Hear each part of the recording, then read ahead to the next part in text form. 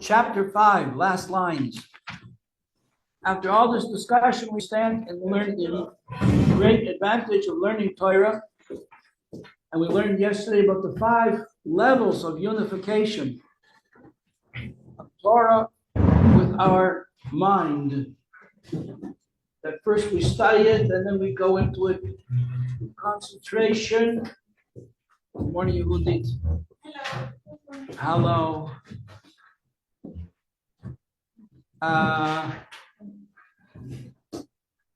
Okay, good, fine. We'll see. Yehudit, you're blocking Diana. It's in here.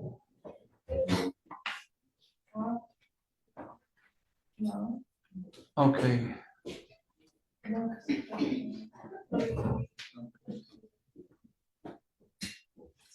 All right. Thank you. Good. Excellent.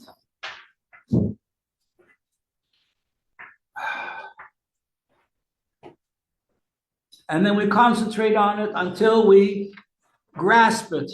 This is an image of grasping. I'm holding. So you've got the idea. It's not just an idea. You're aware of it. You're holding it. You've got it. You know, like you learn, so someone explains something to you. You say, I don't think I got it yet.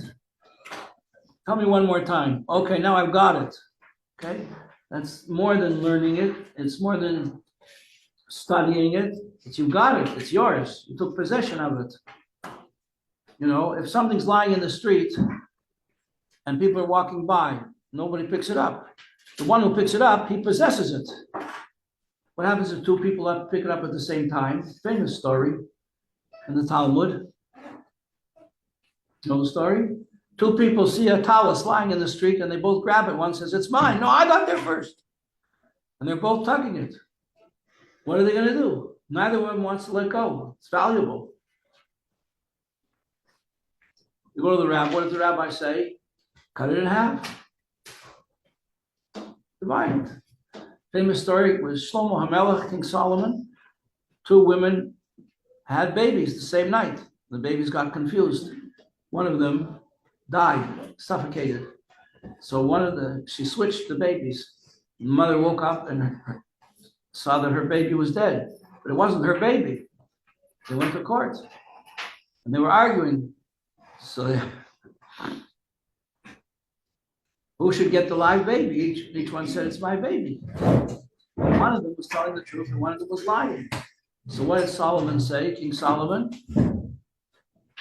Divide them in half.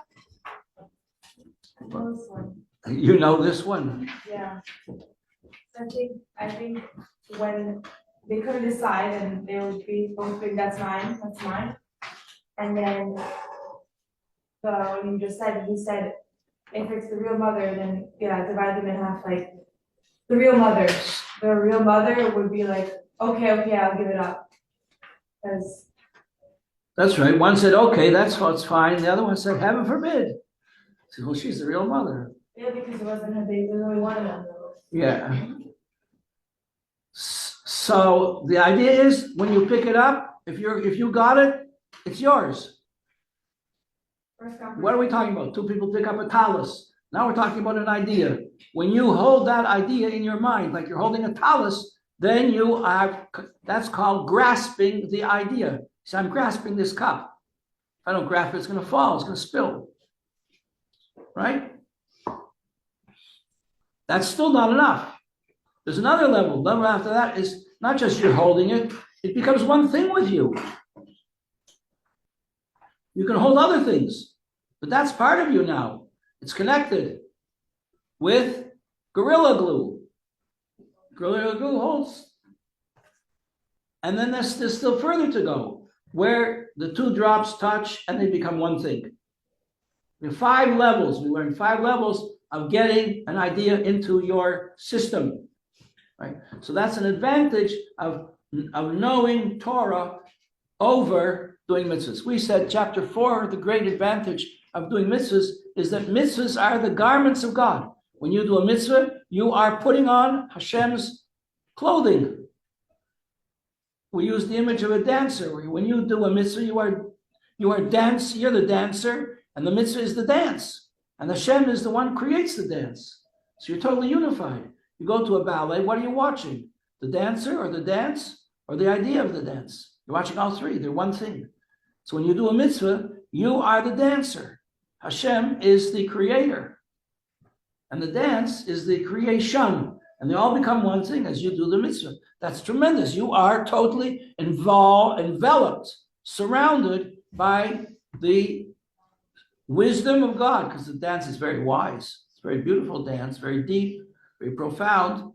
And the will of God, that's what he wants. And your willpower is higher than anything. Here's something to write down in your notes and get it into your head, all 5 levels. Nothing stands before a determined willpower. It's a powerful locomotive. Anybody remember what a locomotive is? It's from the old days, the Middle Ages. Locomotive pulls the train.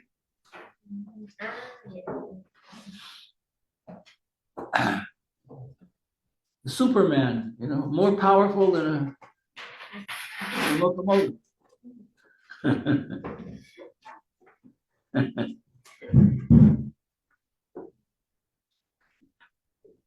Your willpower is like a locomotive. Nothing can stand in the way of a strong willpower. There was a person, I don't have to mention his name. His member of his family became Jewish. They were not Jewish. A fine family, but very far from Jewish. And one of the family became Jewish, converted. And this was a brother. He was very interested in the whole process. It took many years for this person to work their way into being Jewish, and they succeeded. Eventually, the first member of the family succeeded and became Jewish. And the second brother, the brother, saw this and took an interest. A little more, and I met him. And he told me he really wants to become Jewish too. I said, it's a very hard course. It's not easy, it's going to be easy for you. He says, whatever it takes. And I thought, God, I wonder if he'll be able to do it. I mean, he had a lot of things going against him. But he did it. He really did. He did it. Because if you really want to like that, he said, I'm going to do it no matter what it takes. I want to be part of the Jewish people.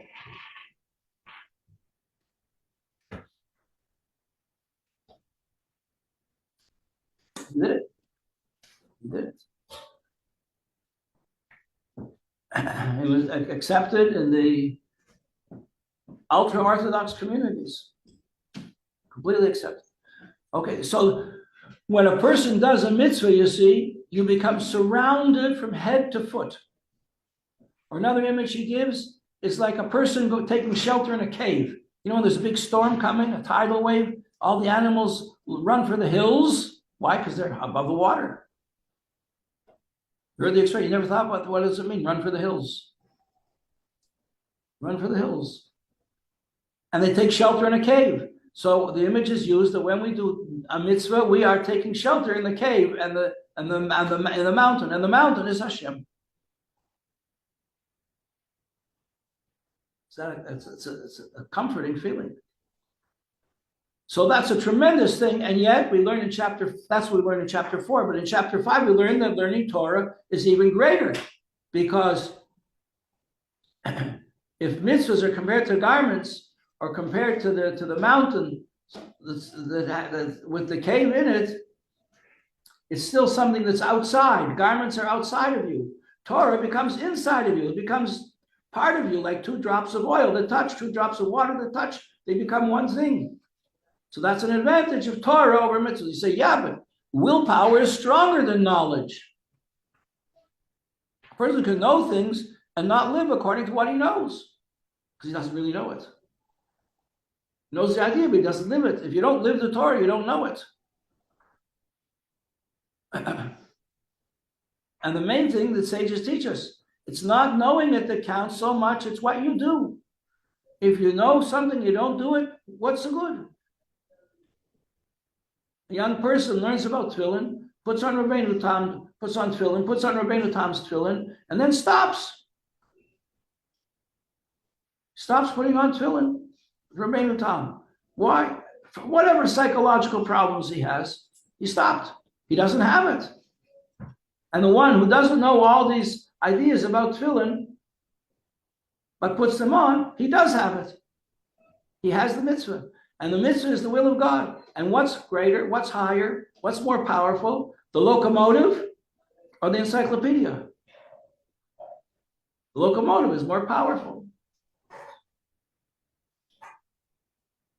Now let's get it straight. Locomotive means mitzvahs, willpower. The mitzvahs are the will of God. They are commandments. If we have a commandment that we do, that means we connect to our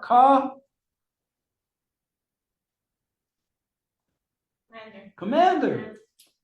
Our commander. The commander does the mitzvahs. Hashem does all the mitzvahs. He gives, there aren't mitzvahs that Hashem doesn't do. He gives us, he's a tyrant. He tells us to do things and he stays at home and watches television. Talks on the cell phone, whatever he does. No, Hashem does all the mitzvahs and enables us to do them in our way, on our level. They translate because there's many levels. From Kabbalah down to physical action, there's many levels, but he does them and gives them to us to do. So mitzvahs connect us to Hashem. So the debate rages in the Torah, in the Talmud, which is greater, doing mitzvahs or knowing Torah? And the conclusion is, what's the conclusion? The conclusion is, mitzvahs are greater. But we're not going to say that. We're going to say the Torah is greater. Why? Because if you don't learn Torah, you don't know how to do the mitzvahs. So Golul Torah, greatest Torah, Shemei V'lidei Ma'aseh. It leads you to doing. The main thing is not what you know. The main thing is what you do. But Torah leads you to do. Guides you to do. So it said greatest Torah because it leads you to the mitzvahs. And now in the last lines of chapter 5, chapter 5 is all about the greatness of knowing Torah. Now we have to make a distinction. We did this yesterday, and today is a kind of a review. There's a distinction between knowing Torah and learning Torah. Learning Torah is a mitzvah. What do you mean it's a mitzvah? I mean, it's like giving tzedakah. Giving tzedakah, you do something. So when you learn Torah, you do something. You come on time. You say the words. You concentrate with your brain. These are all activities. You need to have speech. You need to say, you eat a wonderful meal, and you open the siddur, and you have the Birkas Hamazon there, you have the benching there, and you read it. No, you have to say it. You have to say it. The Kriya Shema, you have a mitzvah of Kriya Shema, to know about the unity of God. That's a mitzvah. But saying Kriya Shema, you have to say the words. And even if you don't know what the words mean, the fact that you're saying the words is an activity. You're doing something. You're connecting with the will of God. So learning Torah on this level, what is the level of learning Torah as an activity? Learning Torah as an activity is what we're doing now. We're saying the words. That's why it's important to say the words. After the class, sit down and read it with your friends. Then you're learning it. Concentrate on it. Try to grasp it. Try to understand it. Use your energy to learn Torah. So therefore, we ask the question, what is the neshama going to have when it goes to the world in the next world, the world to come? A very basic presentation of the idea that in the world to come, you can't take your clothes with you, right? So what are you going to be, naked? It says that when Moshe, after 40 years in the desert, Moshe was 120 years old. His older brother Aaron was 123 years old. And Moshe gets word from Hashem that Moshe, my dear, I love you with all my heart and soul, but you're not going into Eretz Yisrael. Oh no, no, you're not. You can't go in. A lot of reasons why Moshe couldn't go in. The Torah gives one reason: he struck the rock. That's hard to understand, but still, he's not going in. And Aaron isn't going in because Aaron participated in building the golden calf. He did it, try to save Jewish life. He took the blame on himself.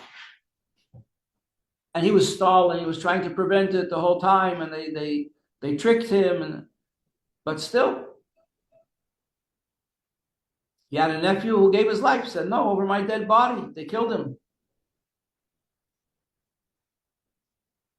So Aaron was also not allowed to go into Eretz Yisrael, and Moshe had to break the news to him. And it was very hard for him to break the news. I'm not going to tell you the whole story because we don't have enough time. But he took him up on a mountain called Hor HaHar. It's called the mountain of the mountain. As Rashi says, it was like an apple on top of a big apple. One apple on top of the other. It was like a mountain on top of another. And there was a cave up there. They went into the cave, and they saw there a bed. There was a bed. It was made. Who made it? Help? No. There was a bed. It was made. And there was a table, and there was a candle on the table. Candle was lit. And Moshe says to Aaron was wearing his priestly clothes, his priestly garments, and his son Elazar was with him. His surviving son, who became the Kohen Gadol after him. And Moshe said to Aaron, take off your garments. And one by one, he took off his garments and he put them on his son Elazar. And Rashi says, how fortunate is the man who sees his son taking over his own position, wearing his own garment. And he saw his son in the most glorious position of the whole Israel, which is the high priest, to serve in the Holy of Holies in the temple of God. It was amazing. But then the question is, well, what was Aaron wearing? Is that nice? Aaron was naked? You didn't think of that, did you? No, I didn't either. But the Medrash tells us that every time that Aaron took off one garment and gave it to his son, he still had the garment on, only it was a spiritual garment. So in the end, Aaron was wearing spiritual garments, and Moshe says, go get up on the bed, get on the bed, lie on your back, open your hands, close your mouth, close your eyes, and his soul went out. His soul went out. Where'd it go out from? Where did it come in? What does it say in the beginning of the Torah? From his nose. Hashem breathed a living soul into the nose of Adam. And Moshe said, whoa. He prayed that he should merit, when the time would come, to go like that. The Talmud speaks about many different kinds of passing way people leave this world. The worst is, it says, the worst is thirst, to die of thirst. And there are many, many different ways that people get worn down because the body wants to hold on to the soul. And the more you're involved with physical world, the harder it is for the body to let go of the soul. There was a person here who lived in Crown Heights. Rabbi Chitrik was his name. He used to say, a person is given a certain number of meals that he can eat in this physical world. Everything has a time limit, an expiry date. You know, like you buy a bag of candies, you got 50 candies in there. So if you want it to last 50 days, don't have more than one a day. So he said a person has a certain number of days, a certain number of meals that he can eat in this world, a certain number of days to live, a certain number of mitzvahs you could do. certain number of meals you could eat. He says, one a day is good enough for me. He lived till 106. And he was alert and, capable. He used to walk to shul every day, daven, slowly.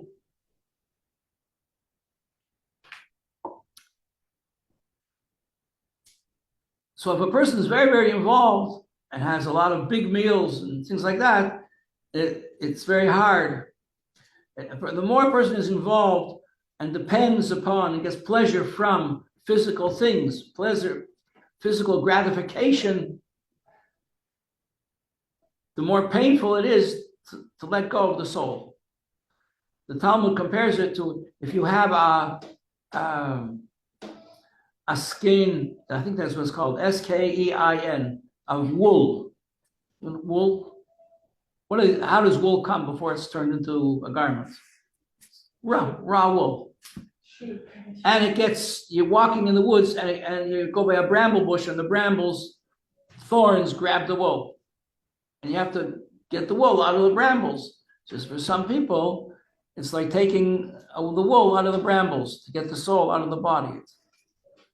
Avraham Avinu, it says Avraham Avinu, before he passed, how old did he live? 175 years. Supposed to live 180, but his grandson, Esau, went rotten. And Avram was passed 5 years earlier, so he shouldn't see his grandson doing idol worship. That's Esau. So what happened? He got dysentery. You know what dysentery is? They call it the runs. You know what the runs is? When you're always running to the, yeah, Oh, really? to the John, to the gym. You have the runs, you have diarrhea. Day after day after. It weakens the body. The body becomes weaker and weaker and weaker. And then the neshama can come out. The easiest way for a person, for the neshama to come out, it says in the Talmud, a beautiful image, like taking a hair out of milk.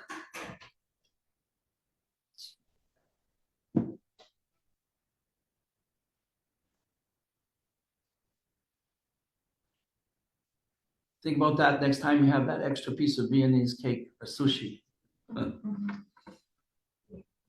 Everything has a price tag. Okay, so when the neshama goes to Gan Eden, what is it going to wear and what is it going to live on? So it says the food of the neshama in Gan Eden is the Torah that you learned lishma for its own sake, for no ulterior motives, not in order to get a good shidduch, not in order to get a good mark, not in order to get a good job, not in order that people should look up to you and respect you and ask you to come and speak and sit at the head table and for any personal reasons. You just learn it because it's Hashem's Torah. It's holy. So what else is of interest to you? Nothing. This is all I want in life. So that Torah that you learn with that idea, that you learned it and you studied it and you concentrated on it and you grasped it and you unified with it and you became one thing with it. That's what you got from Gan Eden. That's your food.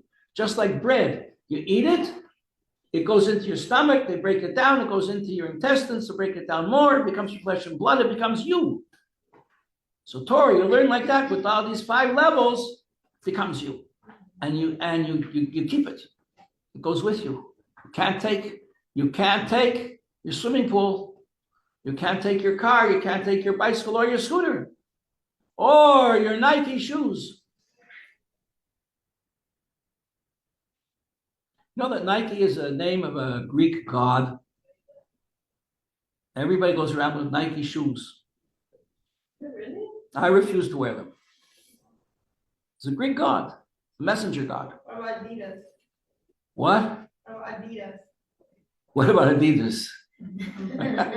That's the name of a company, I think. Yeah. I have bought Adidas. I used to run. They make good running shoes and stuff like that. But it bothers me. German things bother me. My parents wouldn't type German things. Adidas is German? Absolutely. It is. So are Mercedes.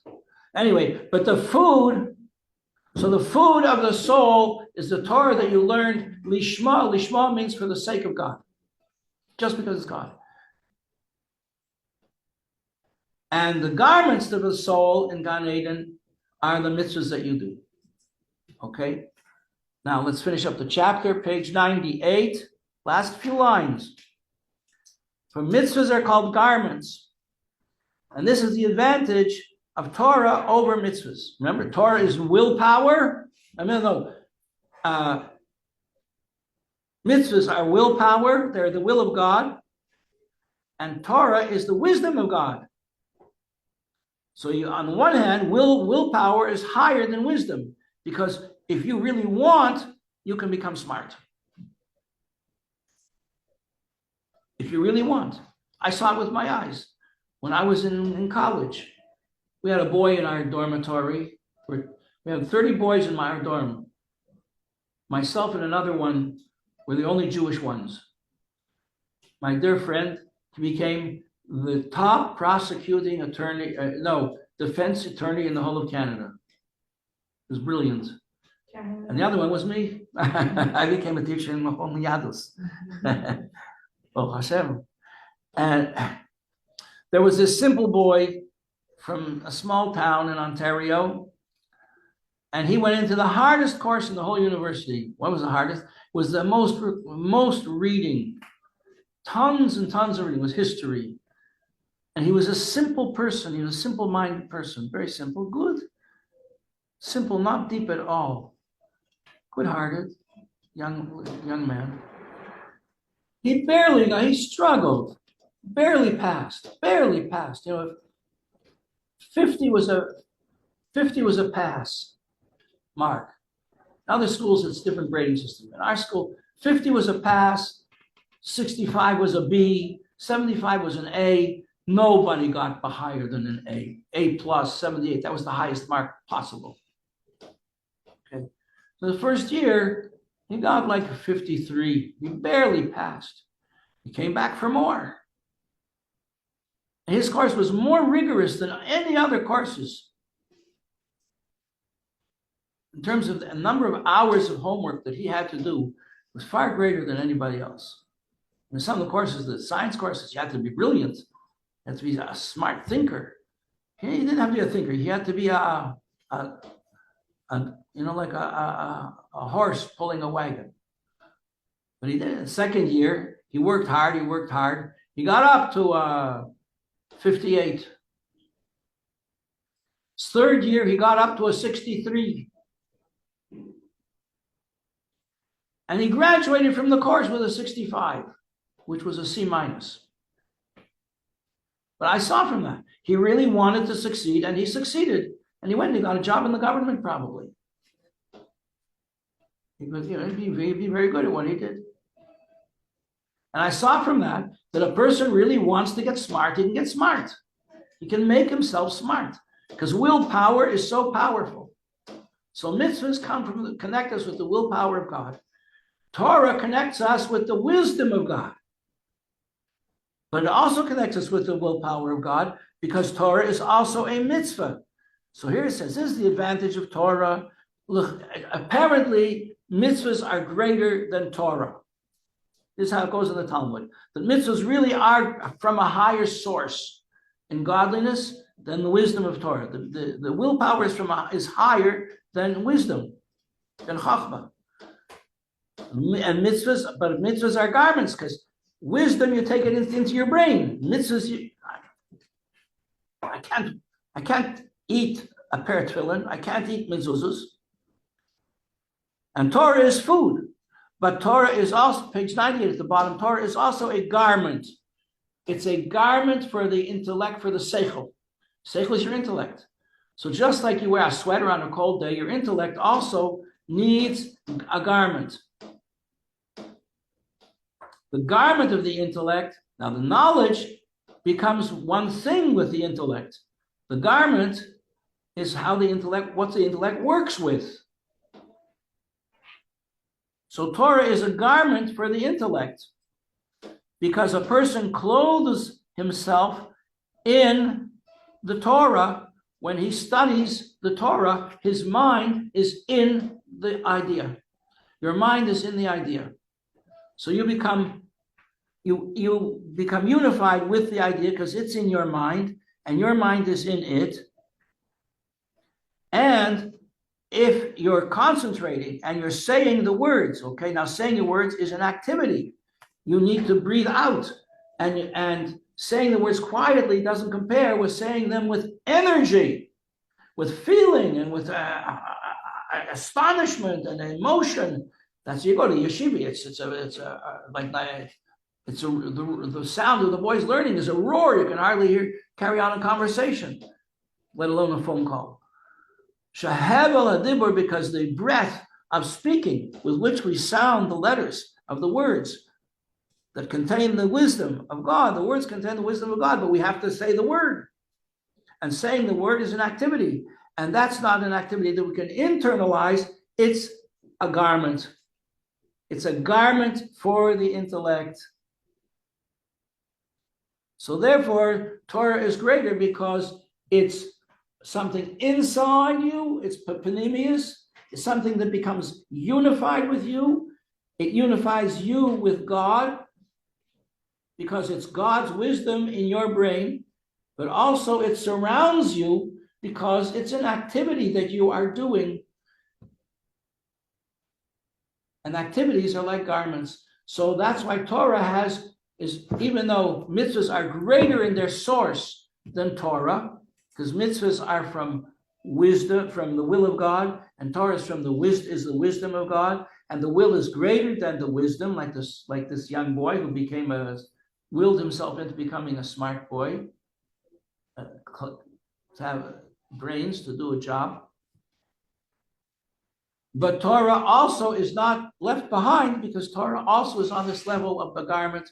The Torah learning, the activity of learning, is a garment for the intellect.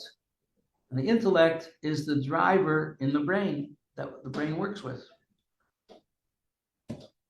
Got it? Yeah. Okay,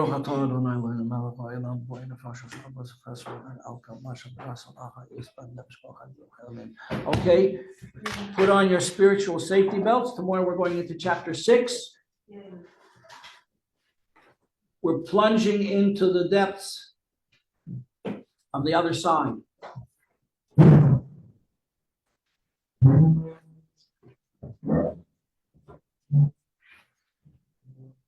Thank you all for coming. Stay warm, walk carefully. Don't trip on any ice, heaven forbid.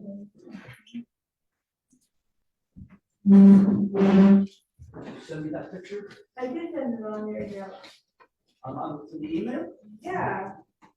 That's what you do, or you have to send.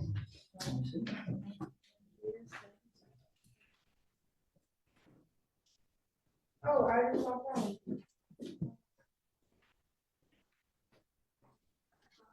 I did. What is it? I did. Yes. Yeah.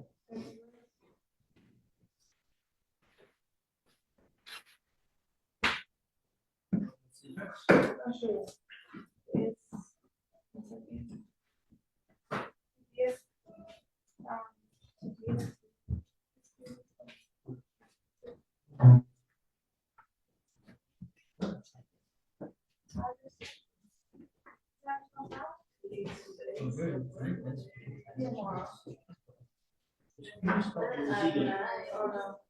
What's how do you spell what?